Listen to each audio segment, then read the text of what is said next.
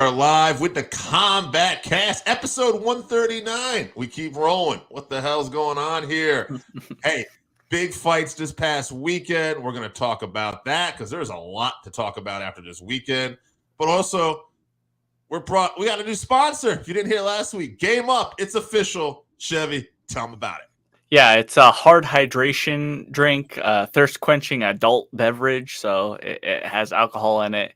It's they're all 4.9%, so comparable to a beer, but they got 4 great flavors currently: fruit punch, orange, lemon lime, and grape. That's right. Low carb and only 110 calories per can. So check it out. Game Up. They're our sponsor. And hey, enjoy the show, guys. But first, Chevy, tell people what else we got coming up. All right, March 1st, UFC Fight Night, Rosas Jr versus Gadzeev. Woo. Yeah. Maybe we'll talk about, maybe it'll be good prelims or something on there. Not promising from that main event. But then we're moving on. March 8th, UFC 299, O'Malley versus Vera 2. We'll also talk about Francis versus Joshua. Looking forward to that boxing fight for sure. And then March 16th, UFC Fight Night, Tuivasa versus Tibera, a couple big heavyweights. Yes. Some good stuff coming up. And also, too, before we get into this, some other fights not UFC related this weekend. What do we got coming up there? Yeah, so as we know, Bellator not around anymore in the UFC. They're going to be doing an overseas sort of thing, but they still have champions, and they were purchased by PFL, so we're getting a PFL versus Bellator card.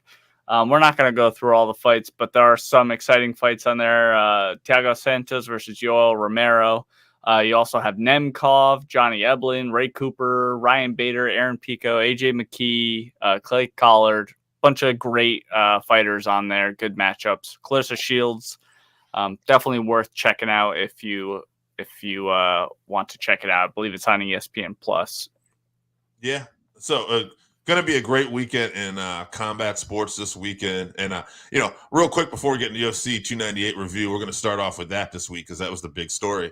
If you're wondering the power of like this TKO group too, WWE has a show early Saturday morning in Australia at a dome, and then UFC has a giant show in Mexico for a fight night.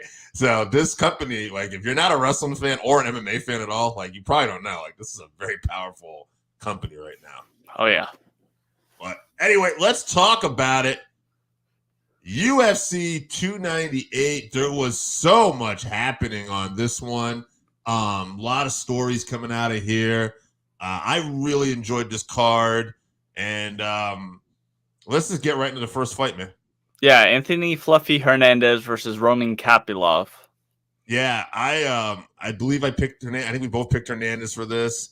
I think we both picked by submission too. And I think you even said, he had striking skills to knock Kapilov down. Kapilov does have the power. The guy is just watching him fight this weekend. I noticed like something like everything like he throws, like he's got bad intent. Like he's definitely a threat, and he's definitely somebody with a lot of promise still. But Hernandez is, to me, it's funny. Like I heard Bisping say this on the commentary. Like he's not necessarily the fastest or the strongest, but he's that dog. And I thought really, a better way to just be saying like this guy's a little bit good everywhere. Like he's just got a little bit of everything. But the big thing is he's just durable. Like when you can see him when he gets hit, he doesn't stop going. He's still going forward, and he doesn't have a problem getting hit. He's got a great chin. He enjoys being in that kind of fight, and it's like it just turns it up a notch. In the end, Anthony Hernandez, really, really, really good prospect, I think. Now, I looked at his UFC fights, and it looked like he struggled in the first 2 fights, and you might not have saw this happening, but yeah, he's turned into somebody that I really want to see. And, I'll let you talk a little bit more about that, but just the way he secured that choke too, like it was a real thing of beauty because like it looked like he had him, and Roman did such a good job defending it. And then it looks like Roman get up and the crowd's excited, and it snatches that back on even tighter. I always like to throw opponents after a UFC pay-per-view. I'm just going to mention a name. I think Chris Curtis and Anthony Hernandez would be a really fun fight because Curtis is obviously another guy who's good everywhere too. Yeah, that'd be a great matchup. Or Imavov would be good too. But yeah, I think he's quietly put together this winning streak. I think he has like 5 or 6 wins in a row now at middleweight. So yeah, 5. So he's definitely making his way towards a title shot. He probably has 2, maybe 3, depending on the performance. But he's got a couple more wins to go, depending on the names he beats as well. But yeah, very exciting fighter for sure. Just his style. He's never in a boring fight. When he locked, like you said, it looked like he had locked up that rear naked choke right before that. Kopylov, good defense, fought the hands, able to get up. And then when he sat up, Fluffy sunk it in again, and you could tell he started nodding. He knew that it was in there deep and that he had him. And then right after that came the tap. So shout out to Anthony Hernandez.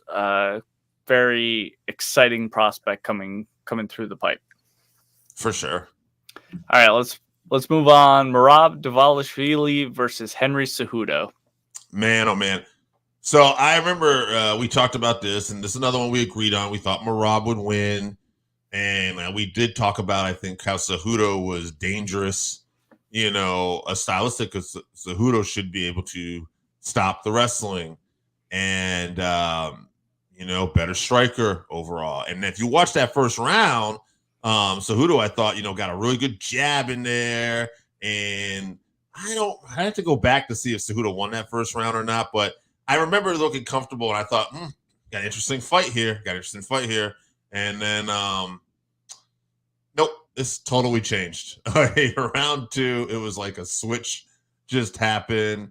And Merab just, the gas tank. If there's a Hall of Fame, like cardio gas tank, like Merab should probably have his own wing. Like this guy is the machine. It's insane.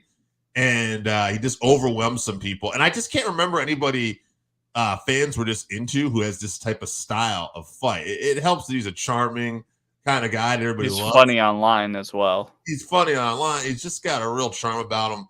But man, it's something to see. It's just really incredible. He's out there with that guillotine in round 2, trying to get the finish. Talking to Zuckerberg there, and then he's got that Matt Hughes, Frank Trigg 2 slam at the end in round 3 too. It carried a Olympic gold medalist across the cage to slam him down. Yeah, it is interesting. Anyway, great win from Merab. No real mystery about who I think he should fight next. He should fight for the championship. He's the most deserving number 1 contender possibly ever. He's been deserving for a while. I think this guy, it's very interesting. I don't think anybody can beat him right now at bantamweight. Like, I don't think, we'll find out. I think O'Malley's got that style that he's capable of starching somebody because of the reach.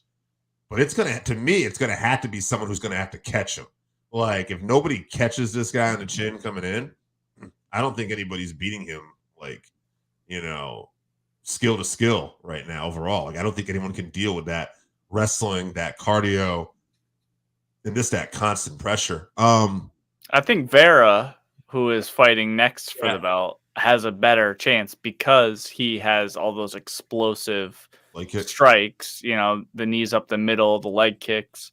And he does have a dangerous guard, an active guard too, which you would have to use. So if Sean O'Malley does win that fight against Vera, obviously we're going to see Merab next, but we're going to see Sean's grappling for sure. I personally haven't seen anything to indicate that it's going to be good enough to stop Merab or reverse Merab or anything, but I don't think anyone can, So we'll see, but yeah. I don't think styles make fights, and I just don't see how O'Malley. This is for him. This is the worst style matchup it could be. That's a good call with Vera. I wasn't discounting him, but yes, maybe stylistically, he would be even a tougher matchup because of his array of strikes. stuff. And maybe a guy like Corey Sandhagen, too, would present some interesting issues. But right now, I definitely favor Merab over the whole division. And that's where I'm going to leave it at with that right now. So, yeah, I agree with everything you said about Merab. Let's talk about Henry a little bit. He retired afterwards. He's retiring now. Okay. I believe that's what he said. Yeah. And then, obviously this is his second retirement. The UFC did not give him any time, on the broadcast to say anything. Didn't show him putting the gloves down in the octagon. He didn't show up to the press conference to say anything. What do you think about that? Dana addressed this. His slant on it is that, and he's been, I think he's been a little sour at this since Clay Guida faked the retirement that one time.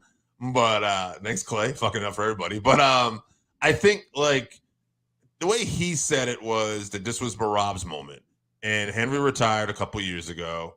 You had your chance, and you had your, got the gloves down, talk. This is about Merab tonight. If you want to retire, it's fine. And so when I hear that, I get his point. But we don't have time for Henry, Olympic champion. He's one of the greatest combat athletes of all time. Yeah, he was upset that, he wasn't getting paid a lot, and he pushed back, and that was a lot about what his retirement was when he dropped both belts. He was 2-division champ at the time.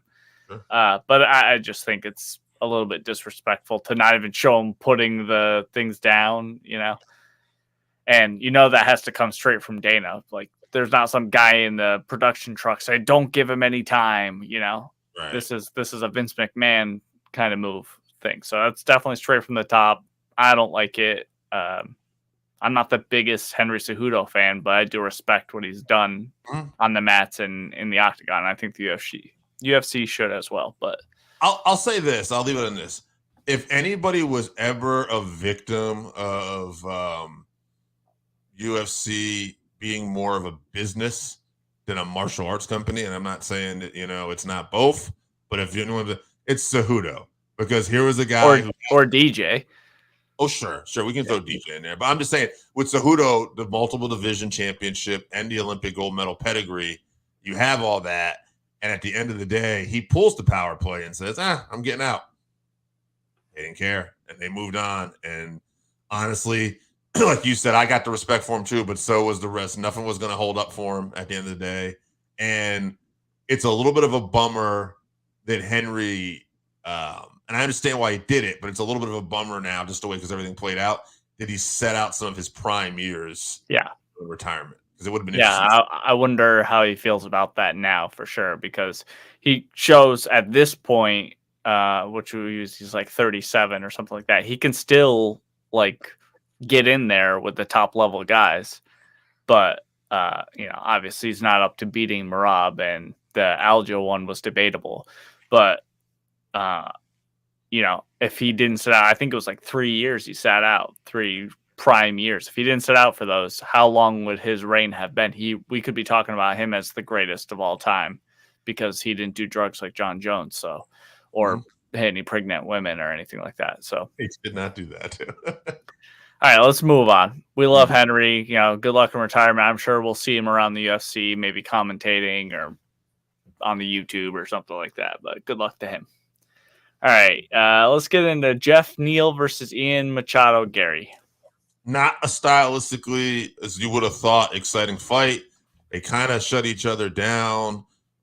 Gary, kind of played the distance game a little bit, and there was a clinch a lot. And sometimes Jeff Neal would institute the clinch, despite I think Jeff should have been just tried to be more explosive, which he would be, but then he'd do the clinch, and I just didn't think it was the greatest game plan for Jeff. At the end of the day, I've seen this a few times, I feel like, with Ian Gary, though. I feel like he's just got this interesting style where he's going to finish people or he's going to be in some of these kind of point fights sometimes, which could haunt him someday because he's had a couple fights like this where I thought were close. And I'm like, that could go either way, I didn't have a problem with the decision. Good for Ian Gary. I wouldn't have had a problem if Jeff Neal won either. I like Jeff Neal. I don't care about Ian Gary's personal life, like apparently a ton of people. Right, I'm with you with that too. Like, Dude, I'm sick of hearing about it. Like, who cares what this guy does in his off time? Yeah, you got to get over it, people. Like, he's going to be around. Like, he's beating people like Neil Magny, Jeff Neal. I'm not saying that's a tough fucking division. I'm not saying he's going to be the champ, right. but he's going to be around. And I'll just say too, the call out afterwards with Kobe, I'm down for. Probably going to be fucking cringe as fuck if that fight happens in terms of the. Yeah, it's going to be painful promotion and build up for sure. Sure. But it's a good call out. I'll just throw another name out there because I never know what Kobe's really doing. It seems like sometimes he just disappears for a long time. And I'll just say Stephen Wonderboy Thompson in terms of just a skill and you want to see where you're at. Wonderboy would like that one too because Ian's probably not going to take him down. Right. You know, it would be a kickboxing match. So yeah, if he wants, that's also a great progression for him going up through the ranks too. So yeah, that's a great call. I think that's probably, you know, who he should have called out. Right. But I guess Colby's a big name and he thinks he can build a fight. Yeah. Okay. As far as the fight goes, and you were talking about sometimes we're going to get these fights with Ian Gary. Yeah, he cares more about winning, you know, and that's what he should do. I think he said in the post-fight presser, you'd be running too if, you know, Jeff Neal's running after you trying to take your head off. So that's where he was doing all his damage was when he would run and then he would set and just basically counter Jeff as he came in with those teep kicks, long kicks, and then the crosses as he was coming in, keeping that jab out there. So not the most exciting fight. I also think there's a lot of pressure on Ian. He talked a lot about, or he made it seem like he didn't really care about all the stuff outside of the cage and how it's not going to affect him. But it does. He's a human being. There's a lot coming at him. It's a lot of extra pressure, you know, and I'm not saying he doesn't put a lot on himself as well, but it's a lot when you get in there. So winning is the number one thing. He did what he had to do to win. So good on him. Let's move on. I'm sick of hearing about Ian Gary. Robert Whittaker versus Paulo Costa. Good fight. Fun fight. Surprisingly good. Yeah. I thought it would be good, but not the way that it was. I don't see. I thought Costa had a chance to stop him. I just thought stylistically early he had a chance to stop him. That flying head kick, those crazy head kicks Costa throws. Like he throws them like so quick and everything. Like I'm surprised he hasn't caught more people with that. At the end of the day, though, was Whittaker saved by the bell in that first round? Maybe. Maybe. Yeah, and it's interesting because Costa won that first round. I think a lot of people's scorecards, which I don't have a problem with. But it got me thinking, too, afterwards. Like, Whittaker had won most of that round, and then he got caught. So I always thought it's an interesting way to score it, which I don't have a problem with it, again, too, because, like, you can control most of the round. But if you are getting saved by the bell or arguably saved by the bell, then I don't have a problem giving that fighter that round a lot of times. Unless, you know, you were getting 10-8 most of that. Yeah, right. Round. Right. No, I'm with you. That was potentially fight-ending sequence, so I think you got to give Costa that. Yeah, and then Whittaker, he did enough. He won the rest of the fight. He looked sharp. He bit down on his mouthpiece, and he's so good in these moments. Like you go back to his Yoel Romero wars he's had too in the past, like where he just bites down his mouthpiece, but he's also got this intensity, and he boxes really well in these situations. And he mixes in those takedowns when he can. Costa stopped the takedowns, though. Whittaker, to me, just looked like the better overall fighter. But Costa just looked like a guy who was constantly dangerous. You know, he wasn't as good as Whittaker. But, you know, like, it'd be very interesting if you had, like, you know, Rob joked about, like, a 10-round fight. It'd be very interesting for people like Costa, Yoel Romero, I'll even throw Max Holloway. These people, the Diaz brothers back in the day, they don't really seem to get finished ever to see how they would do in these long ass fights. You know, great win for Whittaker. Opponent, listen. At the end of the day, if Izzy's going to be out for a little while, I got no problem with Whitaker getting back and fighting for the title, despite coming off that DDP loss. Strickland just lost. If they're going to do, say, Izzy or someone next, I'll just say it. I got no problem watching Whitaker and Sean Strickland fight. I think that would be a very interesting fight, and that I wouldn't mind seeing that next. Yeah, I think that's a good matchup. That probably should be next because we haven't seen that fight yet. Like a good, number one contender sort of deal. So, as far as the fight with Costa, I was happy with Costa's volume was, I think, improved from what it normally is. His cardio looked good. Obviously, that wheel kick that he landed was phenomenal. I thought he looked really good. Takedown defense that you mentioned, very good. Whitaker just looked closer to, I wouldn't say he was, but he looked closer to vintage Bobby Knuckles. And, that's just a hard guy to beat. He has that style where he blitzes in and lands that 1-2 combo. He comes flying in and lands a 1-2, and it's just really hard for guys to deal with. So he's durable. Obviously, he recovered pretty quickly. A minute is not that long. So recovered from that wheel kick. He ate some shots, other shots from Costa. He's the man. So I want to see him again soon, hopefully against Strickland. That'd be a good fight. All right, let's talk about why we were all sad at the end of the night. Alexander Volkanovski versus Ilia Topuria.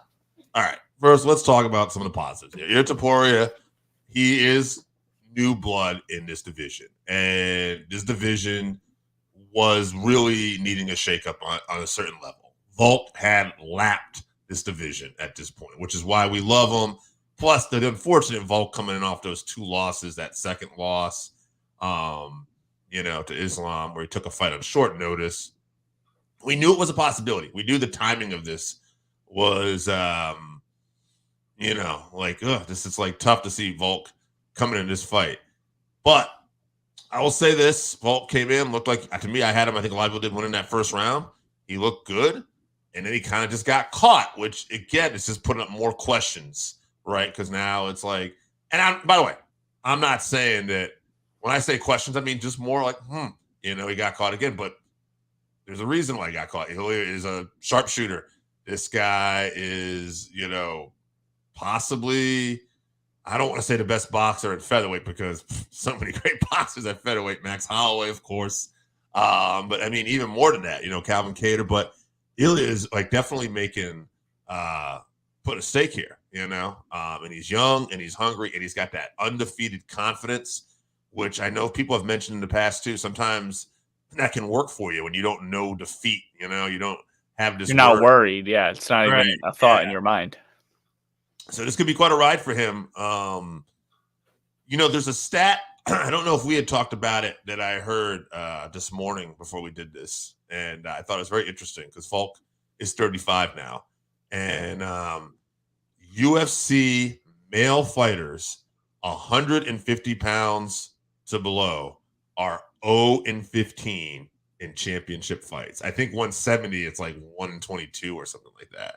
Mm-hmm. So that just, that's a big thing right there, because, these lighter weight divisions are just so difficult because you have so many people that are so skilled, like heavyweight, light heavyweight, even middleweight to a degree. You can come in with some raw power, but with that 170 to below, especially the lower you get, it's such a game of inches. What everybody athleticism is very important, and that leaves you when you get to 30, 35. Early 30s, 35, yeah. For a combat sport athlete, right? I mean, that's the thing, and an elite combat sport athlete. That, I will not doubt Volk though, just because that stat. I mean, if there's a rematch, yeah, I'm gonna favor Topuria now, knowing all this information, knowing to see. Would I count out Volk? Absolutely not. This guy's made an argument for greatest featherweight champion of all time. He's a legend. Does he deserve the rematch? Absolutely. That's what they should do. I hope if they do it, I hope they do it in Spain, and I hope they make a big deal out of it. And I think that's good on a couple fronts because it's good promotion for Ilia too. If that fight doesn't happen, we'll see how the Max Holloway fight plays out. A lot of people have talked about stylistically how Max would be a really good opponent for Ilya, especially because the striking, Max has got that, and Max has got a chin like granite, obviously, that big Hawaiian warrior chin of his that just can't be stopped, And Ilya's short too, so it'd be, he could use the range. And it didn't work out for him for Volkanovski, but Max has been around for a while. He's 32, still relatively young. It's hard to say about those fight years. We'll see a lot when Max takes this fight with Justin Gaethje. I'm in the minority, I think, though. I know a lot of people are talking about, Justin Gaethje is, it's watching Max go up to lightweight. We've seen this before. I'm not so sure about that. I am not so sure. I have this strange feeling we could see Max shock the world, and I don't want to go because we're going to comment on that fight eventually when we get to it. But Gaethje's a dog, and yes, he's been more focused, and he's been more careful about how he fights. But there's something about this guy where I think he knows Max has never been stopped, and he's the type of guy that like to have that on his list. Mm-hmm. And when he starts rocking Max, I think he will, starts rocking him, he might make the mistake of keep going. It's a 5-round fight, and we've seen it. This guy doesn't get tired. This guy just keeps going. And I would not be surprised if Max shocks the world. And I'm going to say this too. I always wanted to see Max versus Khabib because Max has a very interesting side. He doesn't stay down. He never stays down. So I would be interested to see what would happen with him in Islam. That being said, Volk deserves a rematch. And also, we're going to get into it later. If Volk doesn't get the rematch and he's hurt, and we have to wait for this Max to play, there's a pretty damn good co-main event this weekend. You could see a potential challenger there as well. So a lot of options to go here. Overall, bummer for Volk, but exciting time in this division. Yeah. I know Volkanovski said that he got caught, but I thought that there were a few times that Ilya could have got him. And I think the commentary team mentioned this too, that when he was backing up, he was keeping his chin up. And that's what happened when he got hit, is his chin was up. If he's not keeping it tucked, it's there to get hit. And, Ilya has all that power. And I think Volkanovski mentioned this as well, but that would have put him out regardless of whether he got KO'd by Islam or not. But there are other issues that come with those kinds of, brain injuries, those concussions and stuff, just reflexes and, your feel in there. And maybe he would have kept his chin, had the cognizance to keep his chin a little bit more tucked had he not gotten knocked out brutally a couple months ago. And this knockout was also very bad. He was out for like a while. So I'd like to see Volkanovski take some time off, almost a year maybe. I know he's not young, but if he wants to give it one more chance, if they're going to give him a rematch when he comes back, then that's fine. If Ilya doesn't want to wait and he wants to fight somebody else, that'd be fine. But I want to see Volkanovski take a little bit of time off regardless. But as much as that did make me sad, I am impressed with Ilya. Mm-hmm. His build up and all his promotion stuff was very cringy, and I was hoping he was going to get knocked out, but I am a fan of the guy's skills. He is very skilled. So shout out to him. He is about to blow up and be a giant star, though. Sure. Real Madrid, I don't know if you know much about them. They're maybe one of the greatest soccer franchises in the history of the sport. They did like a Twitter post or some sort of Instagram post with him, and I'm sure he's going to get like 20 million new fans overnight from that. And I think there are talks about when the UFC does go to Spain, potentially fighting in the Bernabeu, which is where Real Madrid play. So because they have a retractable roof on their stadium, so it could be closed in, so they don't have to worry about rain. 50,000 seats, I think. It's a giant stadium. I don't know how many. It's tens of thousands, like probably 70 or 80 or 90,000. I think they were saying like if configured like for a UFC event, it might be 50. But it could be more. Yeah. So He's going to blow up. That's going to be, if that happens, that's going to be huge for Europe, not just Spain. But so shout out to him. Yeah, I know he has a child coming too. He did a gender reveal the day after the fight. So, but I am excited for the division. You're right. It does mix it up a little bit, which we can get into right now. Let's do it right now. All right. I'm excited because we're going back to Mexico, baby. Viva Mexico. Well, last time we were here for a fight night was Mexican Independence Day. It was Grasso and Shevchenko 2. It was a fun card. And, man, I like this card right here up top. 2 very good fights. That's right. UFC Fight Night Moreno versus Royval 2, live from Mexico City. Main card starts at 10 p.m. Eastern.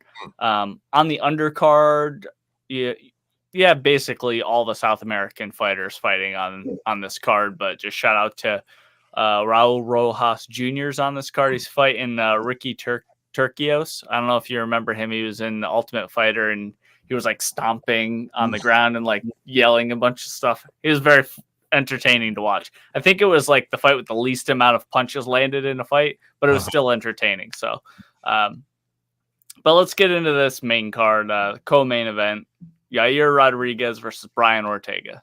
Let's keep talking featherweights. Yair Rodriguez, 19-4-1, 8 KOs, 5 subs, 6 decisions. You always hear me say this whenever we talk about this guy, but always gets better. Every time I see this guy fight, he just continues to improve. Former UFC featherweight interim champion, so he was close to having an actual lineal championship at one point. Ultimate Fighter Latin America winner, fight of the night 5 times, performance of the night 4 times, latest finish in UFC history, 4 minutes and 59 seconds at the buzzer with the Korean Zombie, a fight that he was going to lose that he ends up pulling out.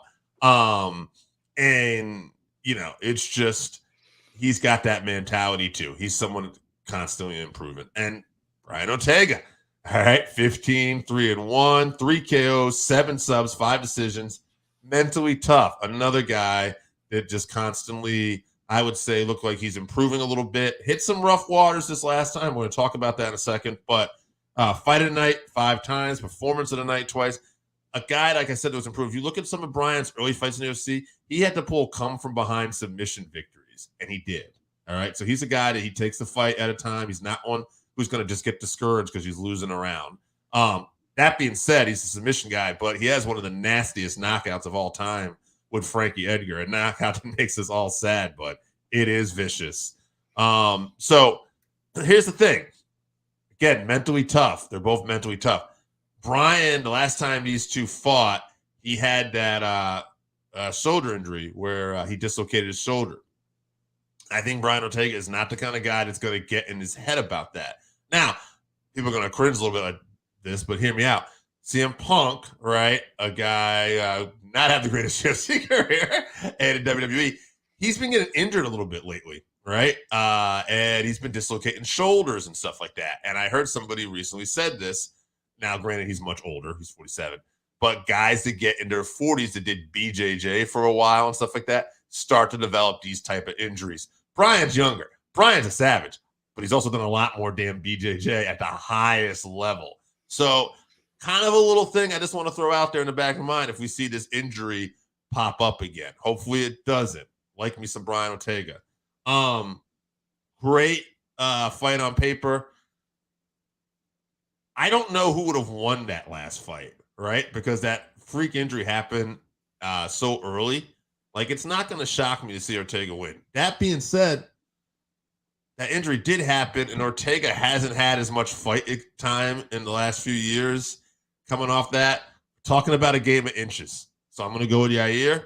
I'm going to say Yair gets it done. It is only a 3-round fight, so that could be interesting. So I'll say Yair by decision because I think it's hard to finish one of these guys in 3 rounds.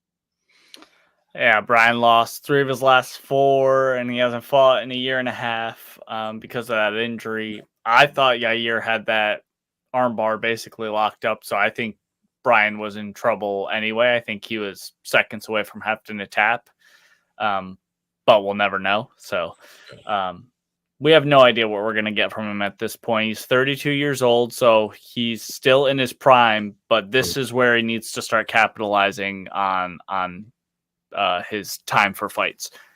So he's getting thrown right back into the wolves with Yair, but that's what he needs if he wants to get to a title shot. He's got to push for it quickly. So that being said, I'm with you. Yair does improve every fight. He's improving. Plus, he's been more active, albeit only slightly. He's not the most active fighter, but he does greatly improve in his camps. I gotta go with him just because we don't know what we're gonna get with Brian. I think if anyone can finish Brian, it can be Yair. So I'm gonna pick Yair by TKO in round 3. I think he clips him with some head kick or some wild punch and follows up with some ground and pound. I hope not. I like both of these guys, so I'd like to see Brian really come back and get the win, to be honest. All right, let's move on to the main event. Brandon versus Brandon. Moreno versus Royval. This is their second fight. Yeah. Royval 15-7, 5 KOs, 8 subs, 2 decisions. Fight of the night 3 times. Performance of the night 1 time.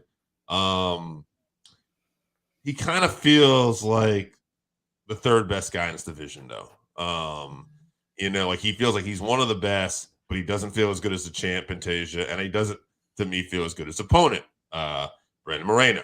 Things could change because these fights are a battle of inches when you're that close, and improvements, decline are all going to be a big factor. But Brandon Moreno, 21-7-2, 5 KOs, 11 subs, 5 decisions. Feels like he's in that Max Holloway role right now, right? Like he needs to get back in there. He's one of the best, but can he beat the champ? Well, he's going to have to start by beating Royval. You can't rule out Moreno, though. He's another guy that just constantly keeps improving. Featherweight champion twice, interim featherweight champion, fight of the night 4 times, performance of the night 3 times, and just a guy who had 4 fights with Davidson Figueiredo that were crazy. But what did that take out on his career? Possibly, who knows? Again, another durable guy like Max Holloway with that Hawaiian chin. Moreno's that Mexican warrior. He's got that spirit, and this should be a good fight. 5 rounds, a lot of fun. I think Moreno gets it done in his backyard here, in Mexico. I think this is a big opportunity for him. It's hard to say you're going to see a finish with these guys. I'll pick a finish this one. I'll go a late 4th round TKO, and Moreno's going to be getting that title shot. Yeah, Moreno did beat Royval in 2020. That was their previous meeting. It was a close fight. I think this is going to be a close fight too. It really comes down to who's going to bring their A game on fight night, and both of these guys have, when they look great, they look absolutely great, but they're not the most consistent. They don't always bring their A game. And I think lately it's been Moreno that has looked the better fighter, and I'm also just a bigger fan of him, so maybe I'm picking with my heart, but I'm leaning towards him. I think he gets it done, but I think it's going to be a decision. I think we're going to get an all-time great flyweight fight here, though. I would not be surprised. All right, Chevy, we've gone for almost 40 minutes, but we got one more segment, so let's talk about it. It was announced UFC 300 main event, Jamal Hill, Alex Pereira. I think for most cards, this would be a really good main event. I think people were disappointed because it's UFC 300. They wanted something insanity. They wanted, even they didn't want. People were going to complain if it was Conor, but they wanted something like that. They wanted something that we weren't normally going to get. They wanted this crazy super fight. Now, I do want to say before this, I've heard some people say that this is just people in the society we live in. They're saying, "Oh, this is the worst card of all time." This is like, I'm like, it's not a fucking horrible card at all. This is actually one of the best cards. Great card. Oh my god, it's so ridiculous. Like, people need to learn to manage expectations. That's what the real problem is. Right. Gaethje, Holloway, Charles Oliveira, and Arman, Prohaska, just like so many great fighters on this card, great fights. I think what's the opener that we said here on this fight? Bobby Green and Jim Miller. All right, so that's the opener. So they should have made that the main event. I do think, and this is no disrespect, unfortunately, giving what we were expecting, the announcement of this main event was underwhelming. Now, that being said, again, no disrespect, this is going to be a great card, and this is a deserving fight. Jamal Hill deserves this, and at the same time, I'm also kind of happy for these guys. Good for you getting this spotlight. Right, Pereira is a giant star, basically, at this point. I think what people are upset about is the Jamal Hill aspect of this fight. And I think it has a lot to do with, while he's been out with his injury, he's been on the sidelines telling everyone he's the best in the world and put the crown on his head when the camera pans to him and all that. So I think a lot of people just don't like Jamal Hill, which, if you don't, that's fair. But stylistically, like, this is an excellent fight. If you think about it objectively, both guys, the way that they fight, this fight will be exciting no matter what. And, because you're expecting a Conor level fight or a Ronda Rousey, we don't have those stars anymore. The way that the UFC is, and the way that there's fights every weekend and all this, that's dead. We're never going to get to that again. You can get the Conors, or that he's going to be the last one. Like, nobody's going to be like that anymore. We're not going to get any more Conors. So we need to look at cards as a whole, because that is the way that UFC and MMA in general is run, is you look at a whole card. We don't want to become the boxing model where we're just looking at the one headline fight. I get that it's what's on the marquee and all that, but the card as a whole is absolutely fantastic. Manage your expectations. Stop complaining about everything. I know it's the internet. Shut up and be happy. This is a great fight card. I'm looking forward to it. That's right. Be happy. And we're happy. Oh, actually, we'll tell people we got coming up first. Yeah. So March 1st, we have UFC Fight Night, Rosenstruck versus Gaziev. We're not happy about that. Nope. And then March 8th, UFC 299, O'Malley versus Vera 2. And then the Francis versus Joshua fight. Looking forward to that. And March 15th, UFC Fight Night, Tuivasa versus Tybura. And we're happy that you tuned in. And we're happy because, again, our brand new sponsor. Yeah, we appreciate Game Up sponsoring the podcast. Everyone should go out and try it if you haven't tried it yet. They have 4 great flavors: fruit punch, orange, lemon, lime, and grape. It's a thirst-quenching adult beverage with a blend of electrolytes. You need that hydration sometimes the next day, so this can help with that. Absolutely. Full flavor, 110 calories per can, and it's a low-carb beverage. Guys, thank you for joining us. We'll see you